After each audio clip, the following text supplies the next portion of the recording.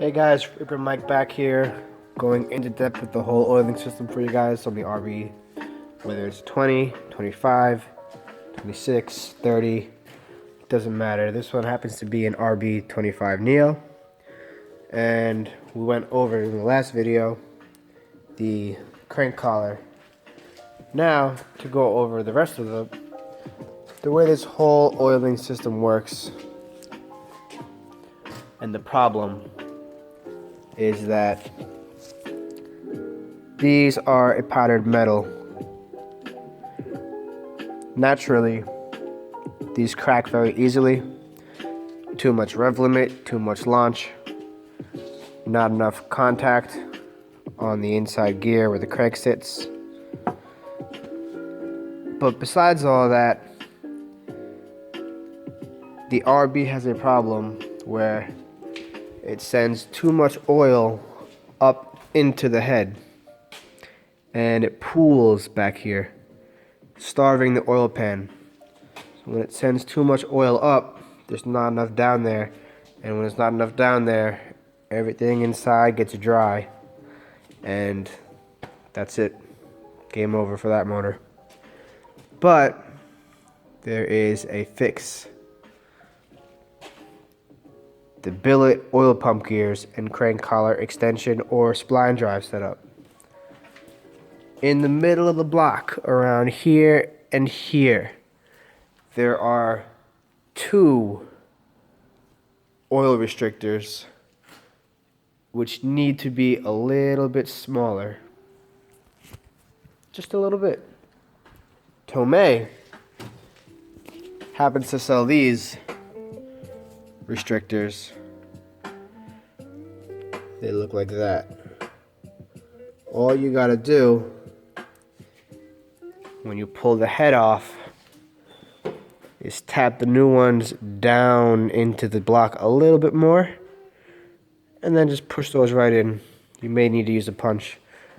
I'll take the head off in a little bit, probably in the next video, to show you guys how that works. And the other issue, how to solve the pooling in the head. Those oil restrictors send less oil into the head, which is still okay. You're not starving the head for oil. You're just sending a little more up there. It still gets the right amount of oil. To prevent it from pooling even further and to let the oil get back down into the pan quick enough, you're going to need to order a rear head drain. Nitto makes a good head drain. Spool Imports makes a good head drain. I happen to get this one from Franklin Engineering in New Zealand. So pretty much, you got two openings. You thread that in. You make a line, tap the pan, and the oil flows down more.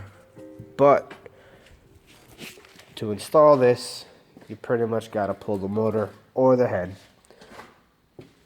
So here, a freeze out plug sits right here. No biggie, just gotta pop that out. And then you have to drill two holes and tap those to get the bolts to go in. So the oil falls down in through there, comes down and out here. It does drain through these two galleys, but that's not enough. So you add the drain here, and you pop that other piece in, and then you add a line back down to the pan. And that lets the oil get back down into the pan quick enough so that you don't starve if the oil does happen to pool back there, which it won't anymore. So those three things are very, very vital to have a healthy and reliable RB setup.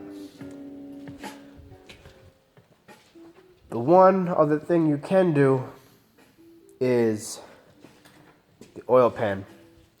You do need, not always necessary, but a larger sump oil pan to hold more oil This way to ensure that the motor never runs out of oil. Some pans are iffy. You could just add baffles to it. The RB25 Series 1 and 2, I'm not sure if they have baffles in the pan. I don't think they do.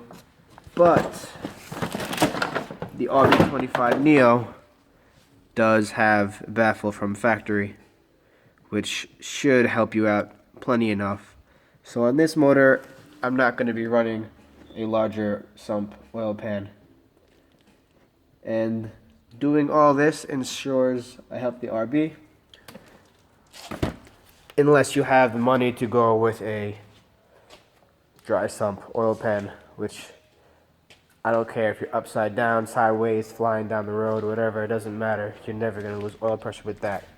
But those kits are a lot of money, and not everybody has that to spend. So we start with this. Spline drive, oil pump gears, Tomei oil restrictors, rear head drain. And that should pretty much solve your problems. Now you can build power reliably.